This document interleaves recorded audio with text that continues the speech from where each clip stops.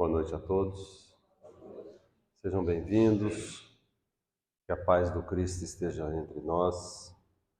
Vamos fechar os olhos, agradecer ao Sandro aqui pelas músicas.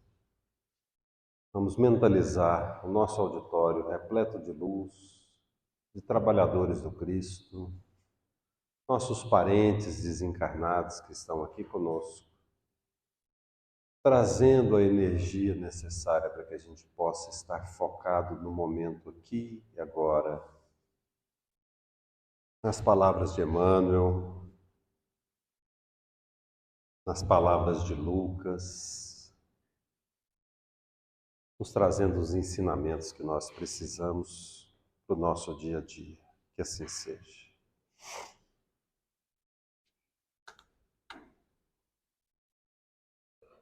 Muito bem, gente. Nós continuamos aqui no livro Pão Nosso. Hoje nós vamos falar do capítulo 5, que traz o Evangelho de Lucas, mas é interessante porque ele traz uma fala de João Batista, que nunca chamou João Batista. É engraçado isso também, porque eram dois Joãos, né? O João que virou o evangelista, porque escreveu os evangelhos, e o João que batizava, por isso virou João o Batista. Mas ele só nasceu João mesmo, João filho de Zacarias e de Isabel. Isso está no Evangelho de Lucas, no capítulo 3, o verso 14 fala o seguinte: E contentai-vos com o vosso soldo, com o vosso salário. Por isso o título do capítulo 5 de Pão Nosso, que Emmanuel escreveu através de Chico Xavier, se chama Salários.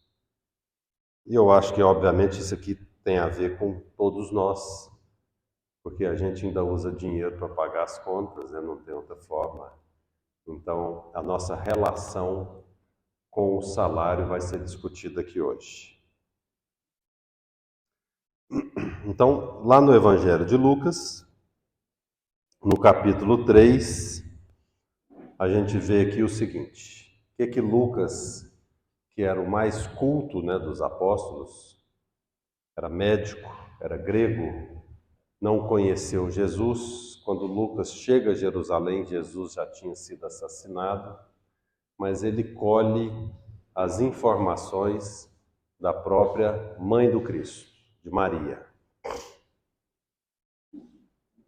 No ano 15º do império de Tibério César, sendo Pôncio Pilatos governador da Judéia e Herodes tetrarca da Galileia, sendo príncipes dos sacerdotes Anás e Caifás, veio a palavra do Senhor sobre João, filho de Zacarias, no deserto. Veio a palavra do Senhor. Olha que coisa linda isso. A palavra do Senhor, o Verbo, é uma força viva. No princípio era o Verbo, e o Verbo se fez carne. Esse é o sentido aqui. Ele foi discorrendo por toda a terra do Jordão, pregando o batismo de penitência para a remissão dos pecados. Como está escrito no livro das palavras do profeta Isaías, Isaías dizia: Voz do que clama no deserto, aparelhai o caminho do Senhor, fazei direitas as suas veredas. Todo o vale será alteado e todo monte e outeiro será rebaixado. Os maus caminhos tornar-se-ão direitos e os escabrosos planos. E todo homem verá o Salvador enviado por Deus. Isso está lá no livro de Isaías, 1000 anos antes de Cristo. O grande profeta Isaías que previu em detalhe a vida do Cristo, inclusive o seu assassinato. Dizia, pois, João ao povo que vinha para ser por ele batizado: Raça de víboras, quem vos advertiu que fugisseis da ira vindoura? Fazei, portanto, frutos dignos de penitência, e não comeceis a dizer: Nós temos por pai a Abraão, Porque eu vos declaro que poderoso é Deus para fazer dessas pedras nasçam filhos a Abraão. Porque o machado já está posto à raiz das árvores, e assim toda árvore que não dá bom fruto será cortada e lançada no fogo. E o povo lhe perguntava: que faremos então? E João então respondia: o que tem duas túnicas, dê uma ao que não a tem, e o que tem que comer, faça o mesmo. Vieram também a ele publicanos, para que os batizasse. Lhes disseram: mestre, que faremos nós? Ele lhes respondeu: não façais mais do que foi ordenado. E aí, no verso 14, está a pergunta que gerou o título do capítulo 5 do Pão Nosso. Perguntavam-lhe também os soldados: e nós outros, que faremos? João lhes respondeu: não trateis mal, nem oprimais com calúnias pessoa alguma, e dai-vos por contentes com o vosso soldo. Veja que João Batista aqui, Lucas, por um motivo que depois a gente vai discutir, ele se dirige a três públicos diferentes: os hebreus que os acompanhavam, os publicanos e os romanos. Depois a gente vai falar um pouquinho mais disso. E aqui eu vou ler para vocês, para a gente poder discutir depois com mais tranquilidade, todo o capítulo 5 que Emmanuel escreveu através do Chico Xavier. A resposta de João Batista aos soldados, veja que ele se limita aqui nessa análise à resposta que ele deu aos soldados, que lhe rogavam esclarecimentos, é modelo de concisão e bom senso. Muita gente se perde através de inextricáveis labirintos, em virtude da compreensão deficiente acerca dos problemas de remuneração da vida comum. Operários existem que reclamam salários devidos a ministros. Isso é a realidade do nosso dia a dia. Como hoje os valores são completamente invertidos, a classe que mais deveria ganhar dinheiro seriam dos professores que formam os nossos filhos, provavelmente é a que mais ganha, e a classe dos cantores, jogadores, influencers e tudo mais é a classe que mais ganha. Nesse mundo de valores invertidos, todo mundo se sente merecedor de mais. Então essa lição aqui do Emmanuel é muito atual. Operários existem que reclamam salários devidos a ministros, sem cogitarem das graves responsabilidades, que não raro convertem os administradores do mundo em vítimas da inquietação e da insônia, quando não sejam mártires de representações e banquetes. Há homens cultos que vendem a paz do lar em troca de mais dinheiro. Inúmeras pessoas seguem da mocidade à velhice do corpo, ansiosas e descrentes, enfermas e aflitas, por não se conformarem com o que ganha todo mês. Que as circunstâncias do caminho humano lhes assinalam, dentro dos imperscrutáveis desígnios. Não é por demasia de remuneração que a criatura se integrará nos quadros divinos.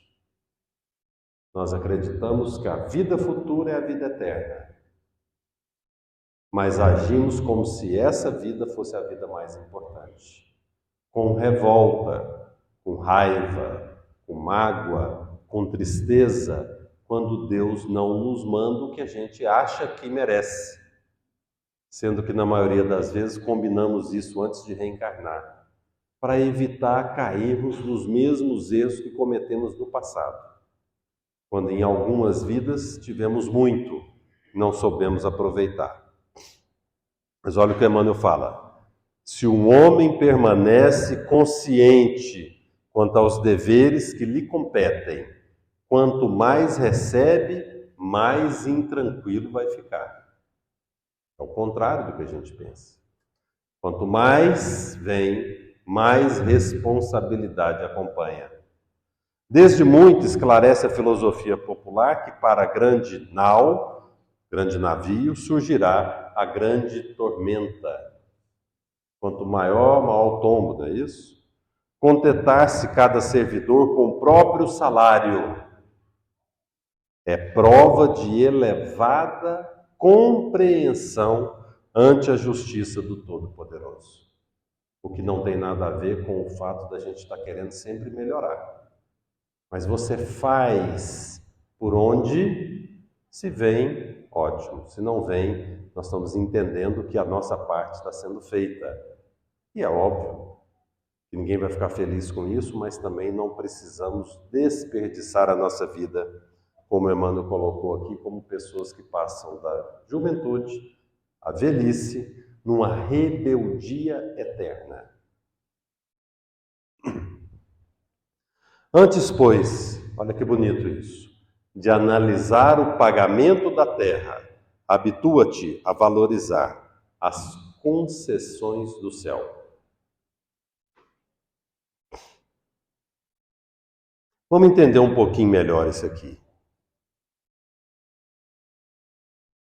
Lá no Evangelho de Lucas, no capítulo 3, no verso 4 e 5, ele nos fala de Isaías, esse profeta maravilhoso, que era, sem dúvida nenhuma, um emissário das altas esferas celestiais, que conhecia o Cristo pessoalmente e pôde descrevê-lo em detalhes, e descrever em detalhes a sua vida.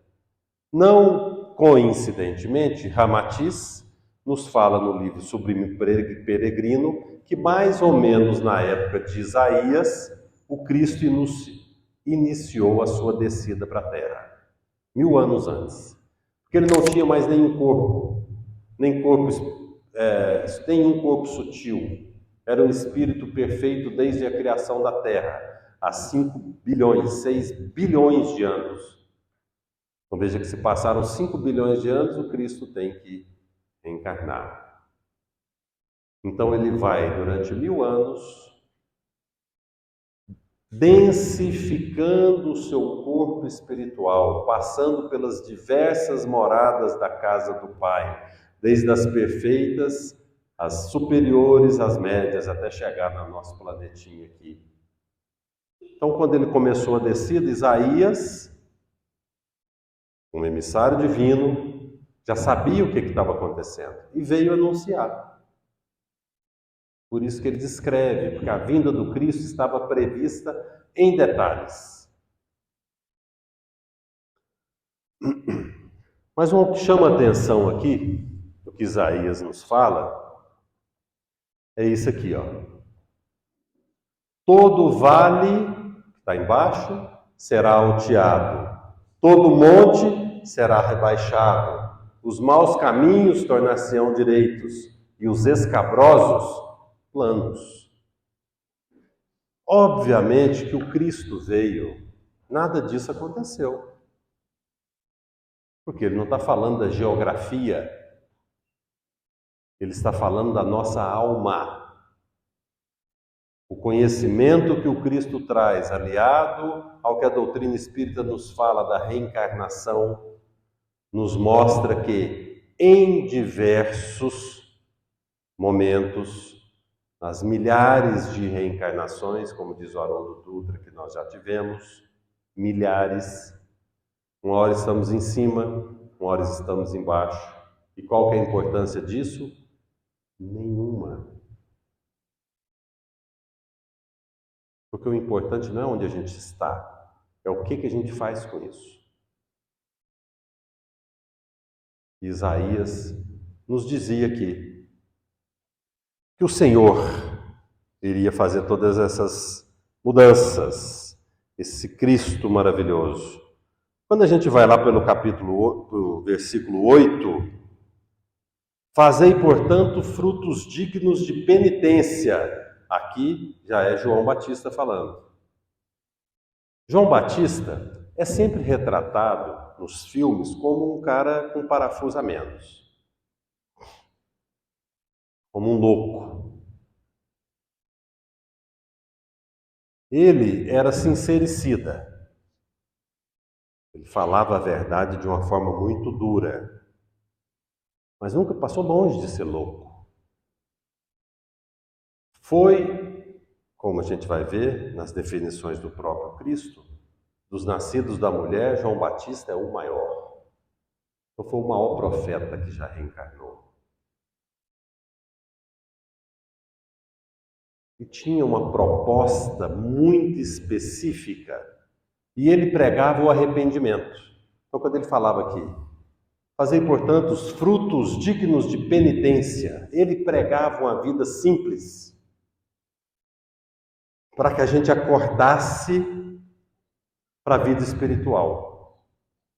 A gente se arrependesse, entendesse que o momento estava chegando, que o Messias estava próximo. Mas veja bem que ele mesmo define: frutos dignos de penitência. Não é o sacrifício pelo sacrifício, não é a penitência pela penitência. A penitência, o sacrifício, tinha que gerar frutos dignos, ou seja, tem que trazer evolução espiritual. Então eu quero, em nome da minha ligação com o Cristo, fazer jejum, beleza?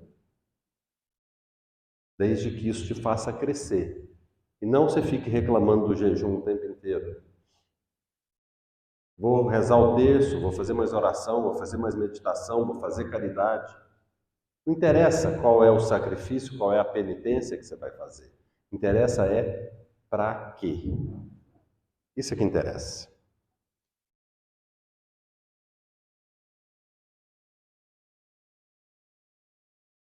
E aqui, uma parte que eu considero muito interessante, porque Lucas conseguiu resumir aqui 3 tipos de público completamente diferentes. Então vejam que João Batista passa longe da caricatura de doido. Longe, porque para cada público ele tem uma resposta adequada. Ele, na sua superioridade espiritual, já sabia que cada um dá absolutamente o que tem de acordo com a sua capacidade e responsabilidade. Emmanuel, no texto, ele comenta isso, a necessidade de cada um de nós sermos gratos e nos contentarmos com aquilo que temos e recebemos, valorizando as concessões do céu, antes de analisar os pagamentos terrestres.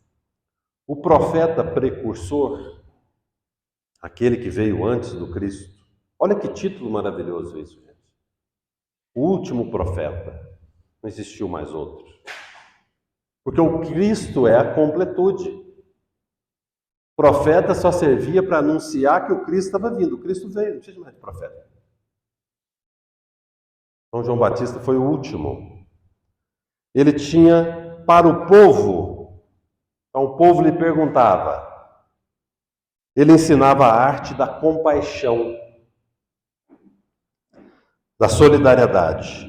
O povo hebreu, gente, ele foi acostumado a brigar, a discutir, por conta do orgulho de ser essa raça escolhida. Eles tinham essa vantagem do monoteísmo e de uma fé absurda, que hoje, em base ao que a gente acredita dentro dessa tradição judaico-cristã. Mas isso, de alguma forma, atrapalhou muito. Então João Batista ensinava para eles, quando o povo vinha perguntar, e o que é que nós vamos fazer? Ajuda os mais fracos. Tenha compaixão, tenha solidariedade, independente de quem seja o outro.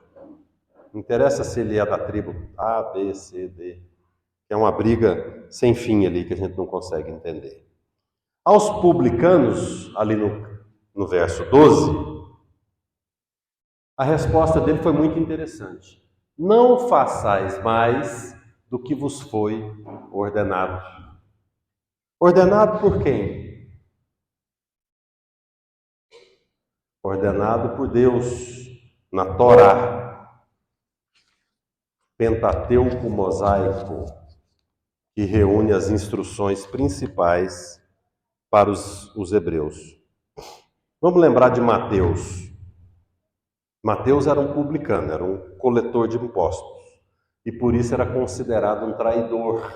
Não podia nem frequentar a casa dos pais, que tinham vergonha de ter um filho, porque esse era o pior pecado que podia cometer um judeu, era se aliar ao inimigo e cobrar impostos dos seus conterrâneos. Então, era essa ideia, né, representando ali, né, os publicanos, que foram atrás desse batismo, queriam se converter. Engraçado, que aí João Batista não vira para eles e fala o seguinte: deixa essa vida. Seria meio óbvio, né, que ele falasse isso. Para você entrar no reino de Deus, você tem que deixar de ser traidor. João Batista, na sua superioridade evolutiva, o que ele enxerga? E se, talvez, seja muito melhor para o meu povo que existam judeus coletando impostos do que romanos? E por isso João Batista orientou a eles: não façais mais do que vos foi ordenado. Quando a gente vai nos 10 mandamentos, se pega o 7, o 8 e o 10, a gente vai falar de não roubar.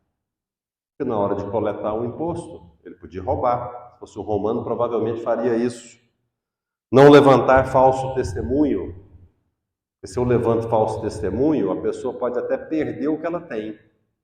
Só a lei, a autoridade ditatorial. Isso aconteceu demais na época. Como é que chama, gente? Da Igreja Católica lá? Da Inquisição, na época da Inquisição.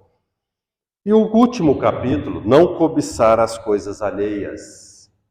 Porque veja, nada é pior para a vida de uma pessoa do que a comparação. Ela comprou o carro dos sonhos, mas no mesmo dia o vizinho comprou o melhor. Parece que não foi bom. Naturalmente, a gente vai pensar que um publicano, um judeu, que está a serviço do Império Romano, por que ele faz isso? Porque ele quer se dar bem na vida. Então ele está mais ligado à matéria. E ele aceita ser humilhado pelos seus, desde que ele tenha uma vida boa. Então, não cobiçar as coisas alheias faz parte de uma prevenção de problema para essa mentalidade aí. É por isso que João Batista disse isso. E também aqui perguntava sobre os soldados. E nós outros, que faremos? Essa é a parte que Emmanuel já nos explicou. Que é a parte talvez mais difícil. Existem dois grandes problemas na humanidade: sexualidade doentia e apego ao dinheiro. São as duas coisas que ocupam aí grande parte dos nossos pensamentos no dia a dia. Existia um programa matinal na Globo, na década de 80, que participava lá o Clodovil, a Marta Suplicy, e tinha um psicólogo, Gaiasso, maravilhoso, e ele falava muito isso. Se um casal tem problemas na sexualidade, esse assunto ocupa 85% das discussões. Mas se a sexualidade é sadia, ele vai ocupar 15%. Óbvio que isso é um número aleatório, mas é mais ou menos isso. Então, o grande problema é a gente fazer do foco da nossa vida a nossa condição financeira, como se isso fosse mudar alguma coisa. É mais fácil, às vezes, a gente entender a doença, a gente entender os problemas, outros, do que entender que cada um de nós nasceu com uma programação. Como eu disse, estamos fazendo a nossa parte para ganhar o melhor que podemos, porque esse também é nosso objetivo, óbvio. Ninguém aqui trabalha para ser pobre. Se eu estou fazendo isso, a minha parte está feita. Quanto menos eu pensar nisso, mais feliz eu vou conseguir ser. Eu queria falar um pouquinho para vocês aqui dessa figura maravilhosa que é João Batista. Lá no capítulo 40 de Isaías, ele fala o seguinte: Vós que clama no deserto, preparai o caminho do Senhor, endireitai-no no ermo vereda a nosso Deus.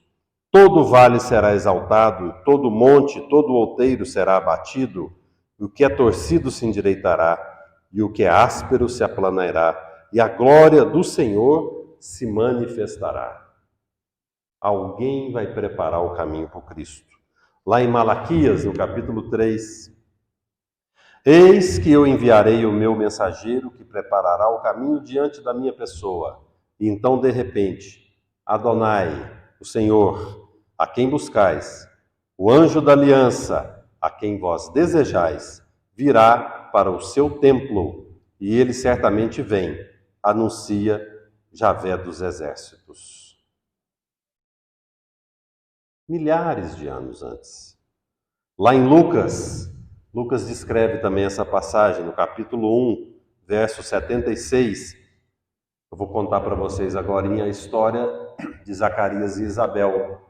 Isso aqui foi dito por Zacarias, quando ele finalmente, após o nascimento do filho, pôde falar, ele recitou uma prece maravilhosa. Tu, menino, serás chamado profeta do Altíssimo, pois marcharás à frente do Senhor.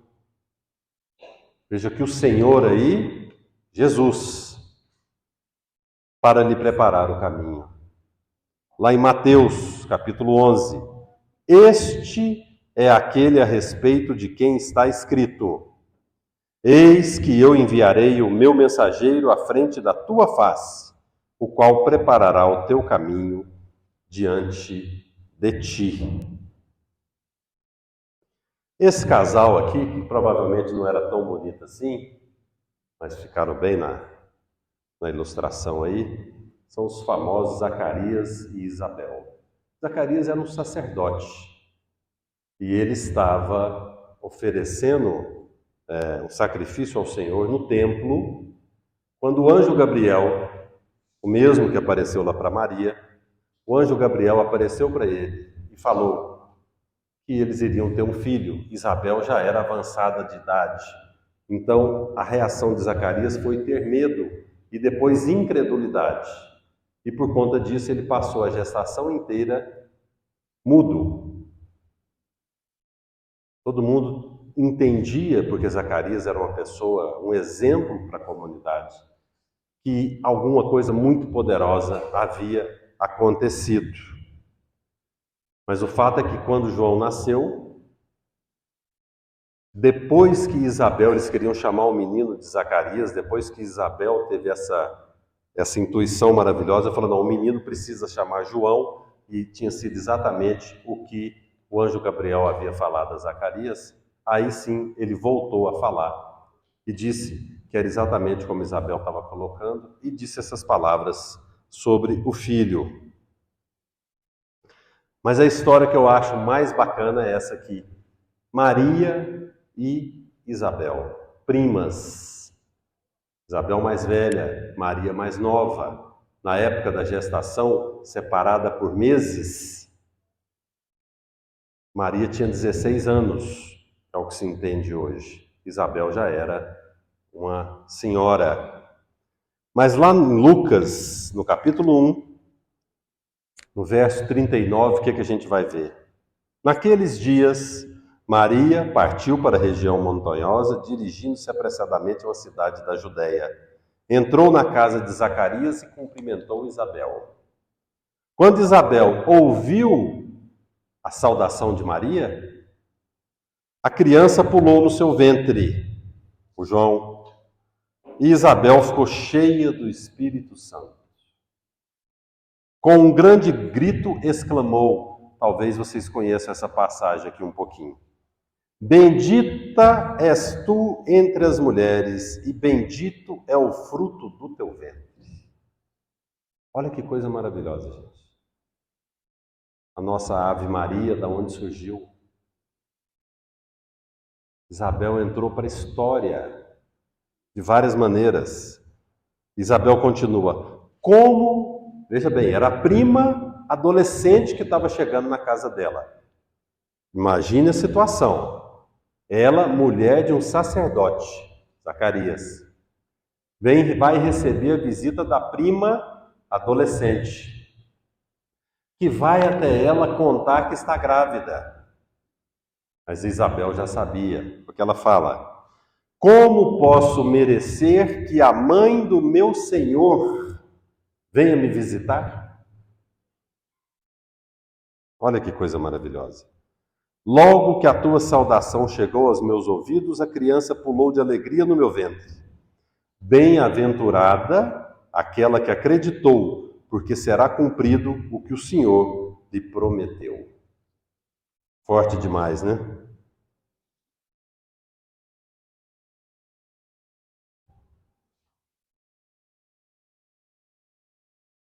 Lá no Evangelho de Lucas, quando Lucas começa a descrever que é o império do fulano, do ciclano, parará. Quando a gente vai lá no livro Boa Nova, inclusive, gente, a gente está com uma feirinha de livro usado ali, livros em bom estado. Então, no final ali, quem quiser comprar e ajudar a casa, por favor. Esse para mim é o livro. O livro. Paulo Estevão, Boa Nova, se a gente ficar lendo isso repetidamente até morrer, nós vamos aprender demais. Lá no livro Boa Nova, no primeiro capítulo, ele fala sobre isso, do Tibério César, como foi um imperador que trouxe a paz para aquela região. E no capítulo 2, o título é simplesmente Jesus e o Precursor. Olha a importância de João Batista aí. Nesse capítulo, que eu tirei aqui alguns parágrafos para a gente discutir, ele fala o seguinte, começa dizendo que está lá, né? Depois que os meninos já tinham nascido, Zacarias e Isabel vão fazer uma visita a Maria, em Nazaré. E aí, enquanto José está para lá cuidando da vida, as duas estão ali tricotando. E elas estão falando de Jesus e João Batista. Como, desde o anúncio maravilhoso feito por anjos, a vida delas se transformou e como eles eram diferentes. João, circunspecto, sério, dado a longas caminhadas introspectivas, e Jesus, sempre com a palavra de apoio. Quando Maria perdia Jesus de vista, podia saber que ele estava na estrada, isso está descrito, não sou eu que estou falando, conversando com os viajantes, acolhendo, amparando. E aqui, em um determinado momento, elas saem lá no alpendre e vê os dois meninos no alto, assim, no morro, conversando. Maria e Isabel avistaram seus filhos lado a lado, sobre uma eminência banhada pelos derradeiros raios vespertinos. De longe, pareceu que os cabelos de Jesus esvoaçavam ao sopro carinhoso do vento. Seu pequeno indicador mostrava a João as paisagens que se multiplicavam às distâncias. Tinham aqui 12 anos. Como um grande general que desse a conhecer as minudências dos seus planos a um soldado de confiança. Aí fala de todos os lugares que eles avistavam. Quem poderia saber qual a conversação solitária que se travara entre ambos? Distanciados no tempo, devemos prevenir que fosse na terra a primeira combinação entre o amor e a verdade, para a conquista do mundo. Que lindo isso. Sabemos, porém, que na manhã imediata, impartindo o precursor, na carinhosa companhia de sua mãe, perguntou Isabel, a tia, a Jesus com gracioso interesse: não queres vir conosco? Ao que o pequeno carpinteiro de Nazaré respondeu, profeticamente, com inflexão de profunda bondade: João partirá primeiro. João, de fato, partiu primeiro, a fim de executar as operações iniciais para a grandiosa conquista. Vestido de peles, alimentando-se de mel selvagem, esclarecendo com energia e deixando-se degolar, ele morreu foi degolado, né? Em testemunha à verdade, ele precedeu a lição da misericórdia e da bondade. O mestre dos mestres quis colocar a figura franca e áspera do seu profeta no limiar de seus gloriosos ensinos, e por isso encontramos em João Batista um dos mais belos de todos os símbolos imortais do cristianismo. Salomé, a esposa de Herodes, representa a futilidade do mundo.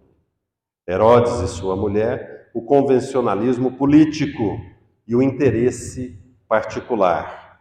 João era a verdade, e a verdade na sua tarefa de aperfeiçoamento, dilacera e magoa, deixando-se levar aos sacrifícios extremos.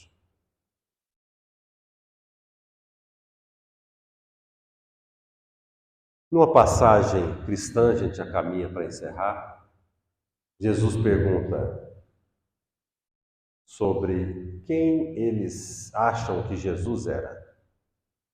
Quando Pedro fala que ele era o Filho de Deus, o enviado, né? Mas alguns discípulos falam, o povo está falando que você é Elias. Aí Jesus se explica, não, Elias já veio, porque era essa promessa divina, que Elias retornaria, o maior profeta dos hebreus, Elias. E Jesus fala, e não o reconheceram. Então, eles compreenderam que Elias era João Batista. Elias era a reencarnação de João Batista. Qual que é a história de Elias, resumidamente? Elias era um profeta muito parecido com João Batista. Se alimentava de mel, vê se parece um pouquinho, de animais silvestres, se cobria com peles, se revoltou contra o sistema religioso da época, onde os reis, se afastando dos ensinamentos de Moisés, por conta, segundo a Bíblia, de influência de uma esposa pagã. Lembra que Salomé pediu a filha que fizesse uma dança para Herodes. Se Herodes aprovasse a dança, ela tinha direito a um pedido, e aí ele não podia negar. Foi quando ela pediu a cabeça de João Batista. Na época de Elias, a esposa do rei Acabe também influenciava para que ele perseguisse Elias. E num determinado momento, eles fizeram Elias, que também era muito duro para conversar, né? Exatamente igual João Batista, ele propôs um desafio. Ele estava sendo perseguido, ele vivia escondido, e ele propôs ao rei, vamos juntar os profetas, e quem fizer descer fogo do céu vai estar com a verdade. 400 profetas de cada lado, 400 sacerdotes de cada lado. Do lado de Baal, que era adorado lá, os profetas de Baal, como diz a Bíblia, do rei Acabe, não aconteceu nada. Do lado de Elias, desceu o fogo do céu. E o que eles fizeram? Cortaram a cabeça dos 400 sacerdotes de Baal. Coincidentemente, João Batista, depois reencarnado, teve a sua cabeça cortada.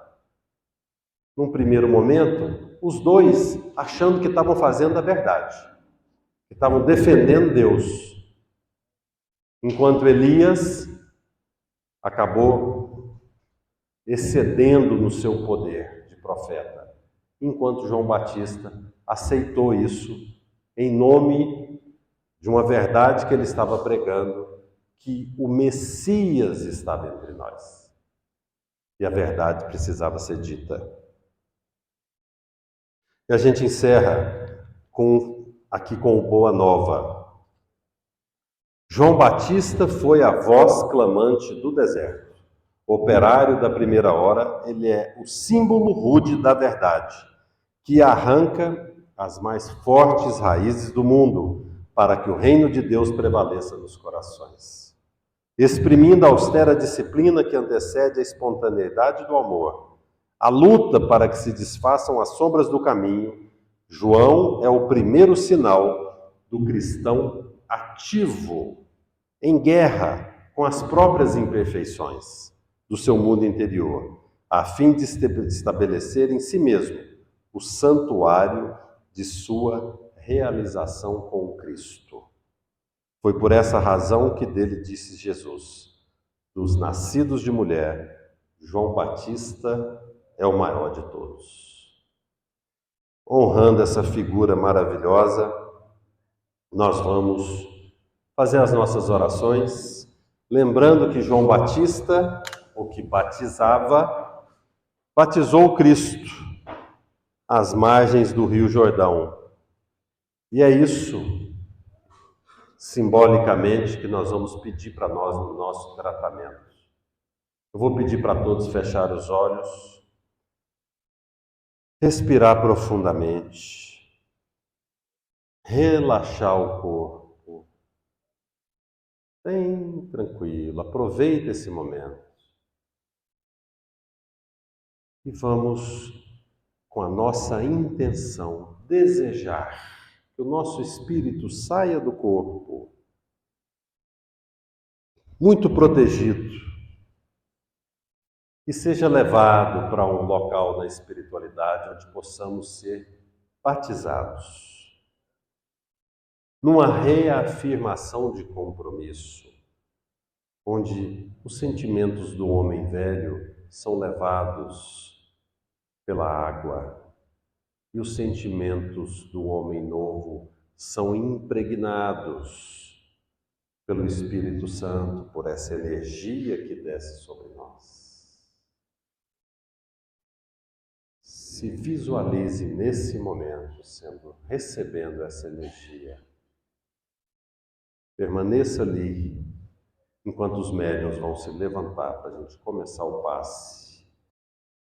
Pai de infinito amor e misericórdia, derrama sobre nós a sua luz e a sua paz, estendendo essa energia de amor e de tranquilidade para nossa casa, para nossa família, o nosso trabalho.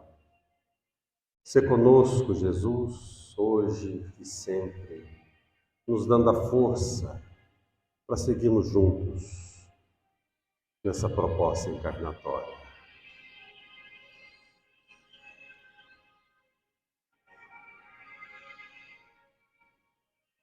Muito bem, meus amigos, vão em paz.